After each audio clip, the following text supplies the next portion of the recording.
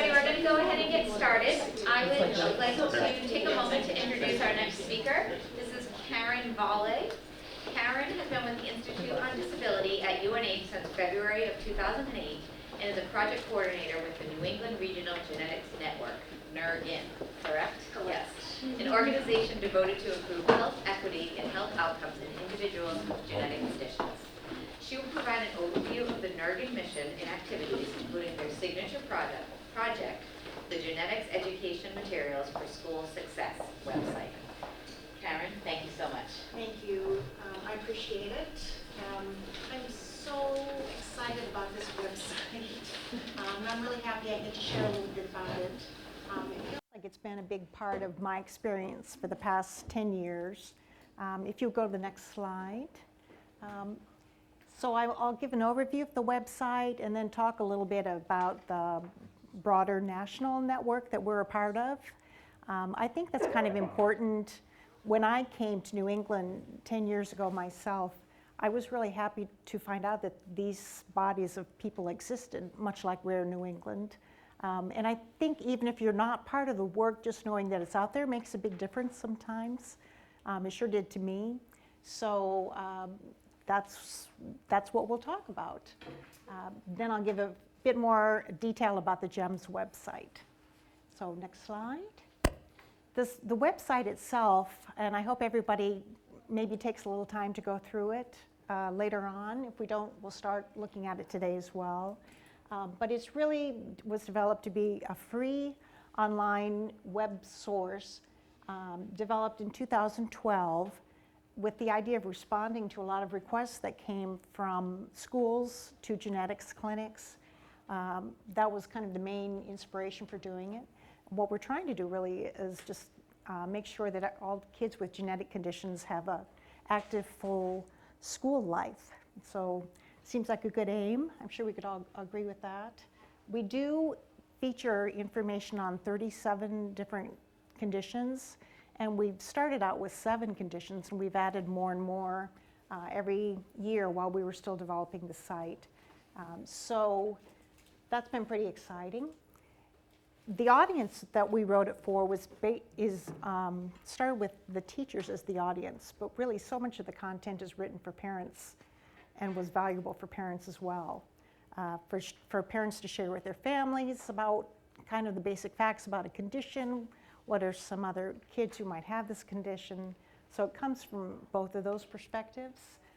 Later on, we adapted it for healthcare providers, which I'm super excited about too.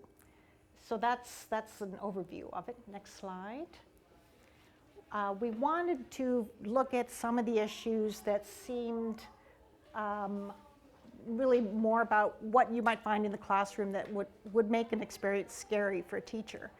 So some of the ideas that we focused on were medical and dietary needs, education supports, behavior and sensory supports, physical activities, school absences, and emergency planning. And I know we were talking about emergencies quite a bit earlier on, so everybody agrees that's an important aspect. It's not medical advice, but it is educational material. So these are the conditions that we feature. I won't go through every one, but it's been interesting kind of deciding which conditions we were going to put on the website. From the beginning, we were thinking about how are we really going to get this into the hands of the people who need it. So we have a combination of the rare conditions and some that are not so rare. We wanted this to get to teachers, and either special ed teachers or not special ed teachers. So it's been always an interesting combination. The later conditions that we added were more of the condition groups, and that kind of made it interesting too because they were a little bit more difficult to describe, maybe the less low-hanging fruit just in terms of our purposes. So, but we have continued. I think the last one we added, I can't remember what it was, but mitochondrial was up there with the complex ones we handled towards the end, as you can imagine. Next slide. Our team has just been really inspirational. This is just kind of the basic folks who did the most work on it. Leah Burke is a geneticist out of Vermont. She and one of her genetic counselors wrote the content. Then they would pass it back to Ann Dillon, who was really one of the main inspirations behind the site. She's a language specialist, so she would keep taking stuff out, saying, no, we don't need this, we don't need that. And at the end, we ended up with a product that was really, hopefully, simple enough that it was graspable. So that was a big effort. Everything that we had was also vetted by parents or parent groups, which I think was extremely important.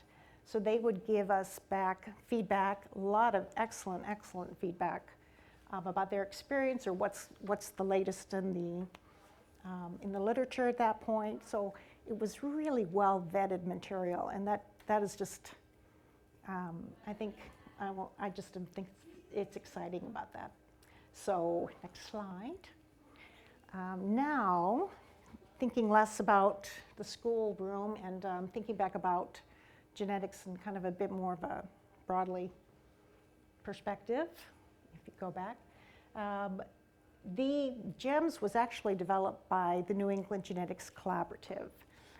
A lot of acronyms. That's a little bit different from what I'm part of now, which is NERGN. This was NEGC, but it's a lot of the same people. Mark Corson has been helping us all along in both groups. Many other people have, but it's something that's been funded by HRSA, and it exists to improve health and well-being of people with genetic conditions. So yay, I was glad to learn that. Maybe you guys are too. There's 7 different of these collaboratives across the country.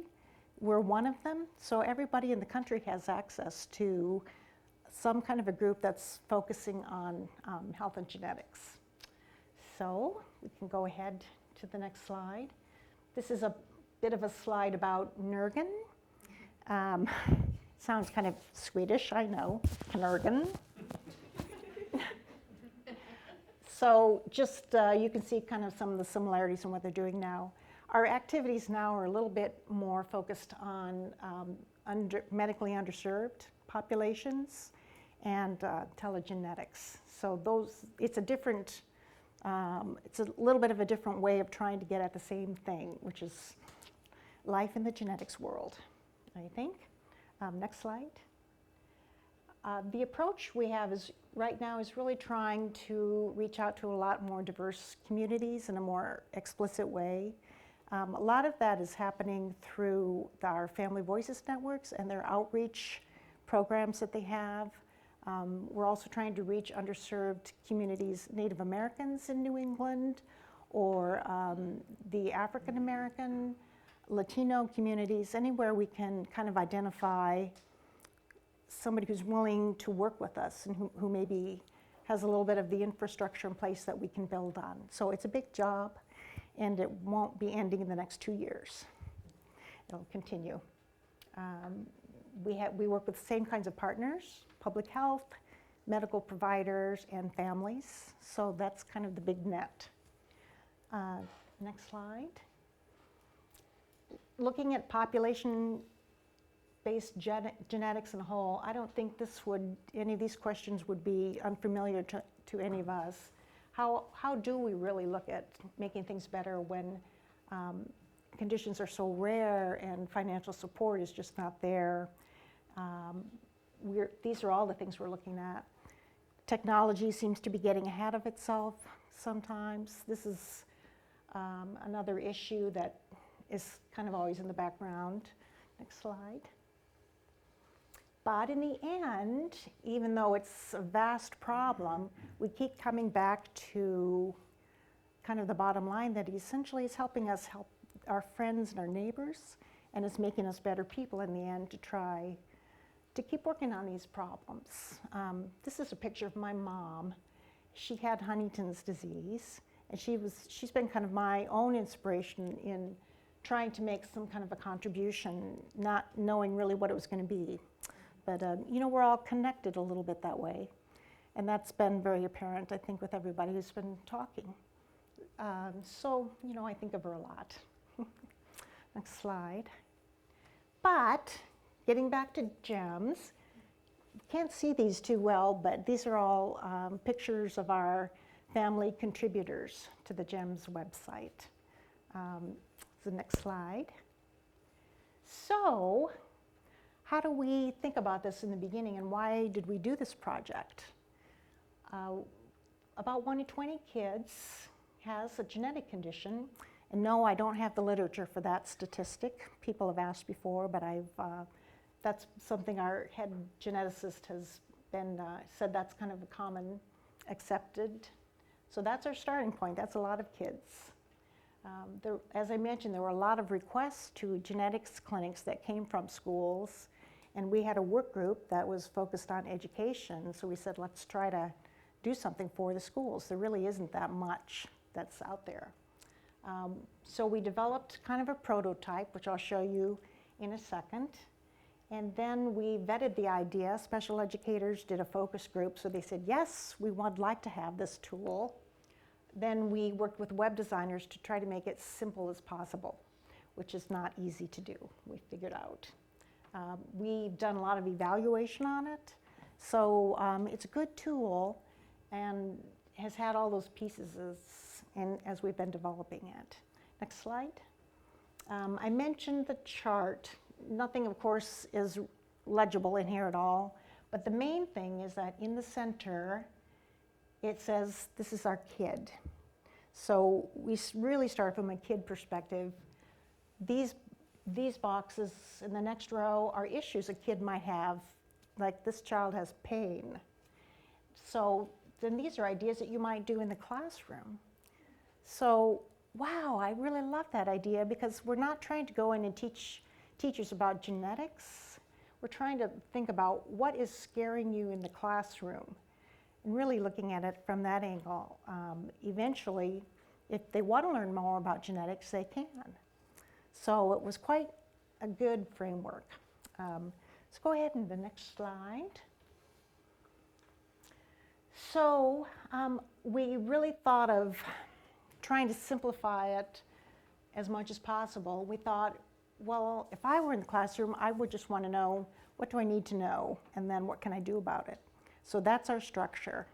Everything is set up, starting with kind of a basic at a glance section, a small paragraph about this condition, and then relative to all of those topic areas like medical, dietary, what do you need to know?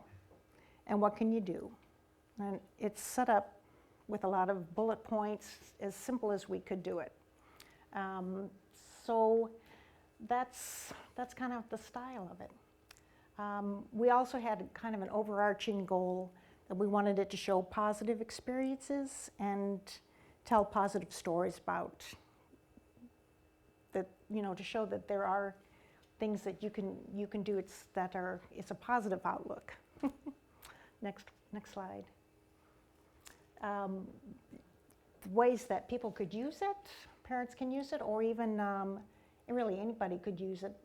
Developing the lesson plans, printing out the material, taking it into your IEP meeting, help with planning for snacks in the lunchroom.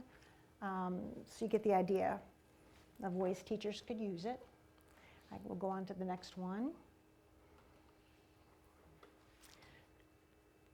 It was pretty late after we had already had this going for several years that a pediatrician who was on our team said, I think this content is really good for doctors and medical students too, not just parents, not just teachers, because the truth is, as you know, doctors don't come in contact with these conditions all that often, maybe once or twice in their time as a doctor, or maybe not at all. But it's really fine to have this. It wasn't insulting to doctors to have the information. So that was really a boon to hear that. So what we tried to do was cater it a little bit, and I'll show you what we did. Actually, we developed kind of a healthcare provider version for every condition. And I just have a couple I'll pass out. And you can go ahead and go to the next slide. Let's see here. Do you want to pass these down at all? They really are, I think they're just great because they have what people want to know. They have what are the physical characteristics that are going to stand out that need attention. They have what other specialists might be involved, what's the emergency protocol, what kind of routine surveillance do you need. It's really pretty darn good. And this is all done by our geneticist. Actually, yeah, these were not vetted, she was the one who did all of the extra work on this. But trying to make it not overwhelming, but something that you could actually give to your doctor, and they could then work with you to develop a plan for school. They could do transition planning at school. There's a lot of things that they could talk to. I mean, if a doctor had this as a resource, they would be able to show it to a parent, and the parent could go to school. The idea is that we thought, oh yeah, this is really about collaborative care between the medical professional and the school and the family, and they're all on the same page with the same information. So that was the idea of it, and I think it's been really useful. If you want to go on to the next one. In addition to these healthcare provider versions, I think kind of one of the best parts of the website is this Meet a Child series that we have. So every condition has a story. That's the first button, and this is what we really want people to see. If somebody has told their story and has been interviewed by our team, and then we're able to tell about their experience at school and kind of the positive things they're doing. It's really been super helpful to people to read these. So I'd encourage you to go to that when you go to the website, if you look at it, to take a look at those. And one neat thing about that whole project was that it became, when we were working with students at UNH, often they would help us write some of the stories too, and it became really a learning experience for them to get to know families and how important that story is. So I've liked that for a number of reasons. We also heard from parents that they wanted more information on the IEP 504 process. So we have a whole lot of resources on that. We also talk about transition planning, and we added content about communication, which was important. We have a page for undiagnosed medical conditions or developmental. And again, as I'm sure everybody knows, oftentimes parents never really leave that situation. They may never have a diagnosis. So what are some general ideas about helping those folks too? So I think that's all. Yeah, I just want you to know that the site kind of added more as we went, and did a lot of enhancements with feedback that we got from people. Okay. To get this out, as I mentioned, it's hard to find teachers, just like it might be hard to find a doctor who's had experience with somebody. It's hard to say, oh, I'd like to find all the teachers that are likely to have this work with this condition. We did a lot of contacting teachers, but if sending out a broad email about that just was not the most successful way to reach people. So the people who were the most motivated, I think, are the families. And that turned out to be the best way that we disseminated information. So sometimes our families that they got involved with us to share their story about their child, they became what we called a parent ambassador. And they would do a lot of outreach within their condition community to really help us get the word out. So I think it's really, you've got to come in that from all angles. but the parents probably just, they're the most invested in trying to get the information out. It's really been surprisingly successful. We've had folks from all over, I guess, over 200 countries at this point who've visited the website, which just seems remarkable. It's had over 125,000 viewers since 2012. So we keep getting a lot of viewing, even just the past month, even though we're not adding conditions. Now people are still accessing it, which is really, really exciting. So we're proud of that. Next slide. So is it possible to access the internet at all? If that works? Oh, okay, great. I see it. All right. Okay. So this looks a little bit different because it's the mobile optimized site that I'm used to. Could you click on the main menu?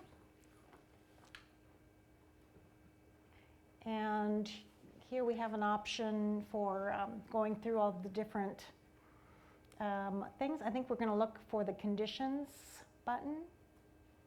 And if you want to scroll down, you can see all of these are buttons for our different conditions.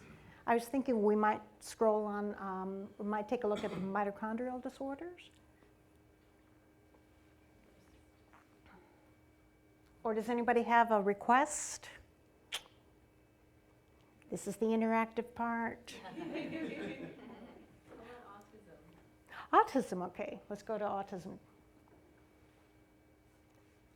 So autism was interesting. We weren't sure we were actually going to put this on at the beginning because there's so many other resources out there.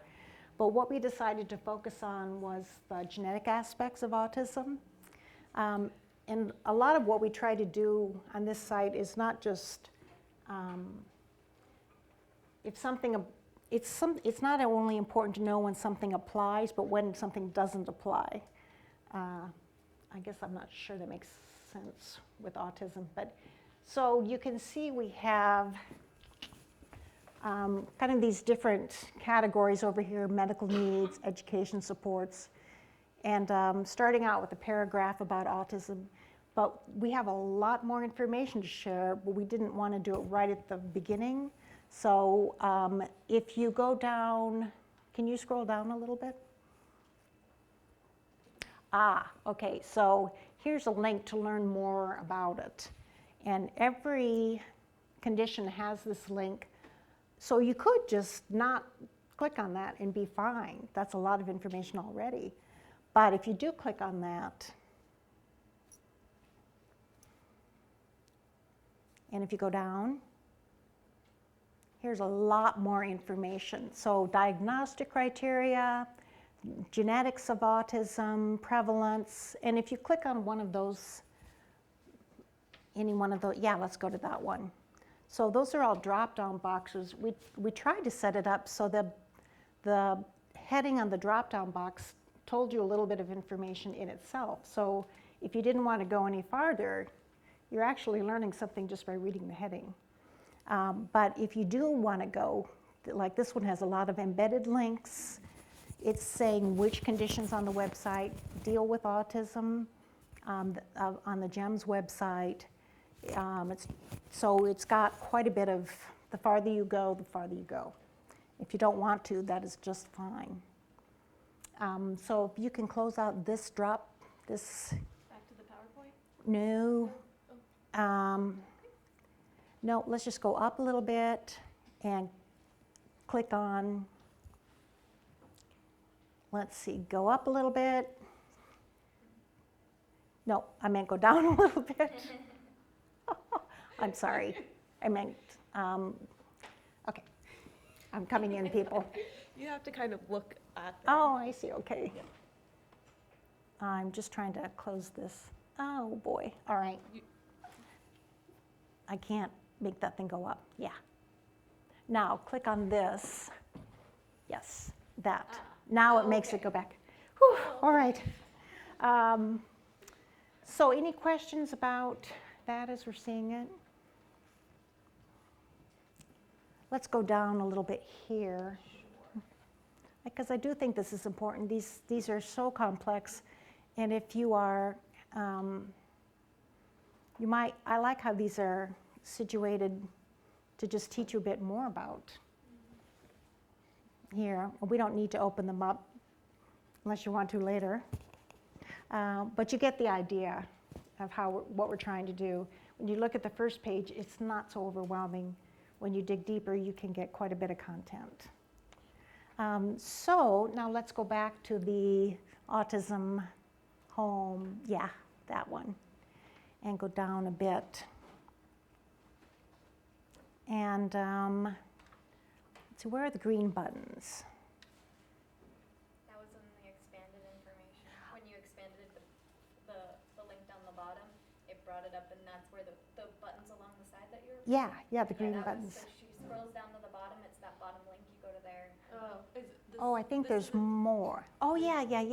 I guess it's set up a little bit differently because it's switching it mobile up. Okay. So let's go to Meet a Child. And is that going? It's thinking. There we go. All right. So these are all this happens to be a family. Yeah, I think they have 2 children with autism. So you just learn a little bit about them, and then down towards the bottom, there's the parents' advice to teachers and the parents' advice to other parents. So it's kind of set up nicely that way, I think. And these are just great friends who helped us tell the stories. If you want to go to, let's go to emergency plan.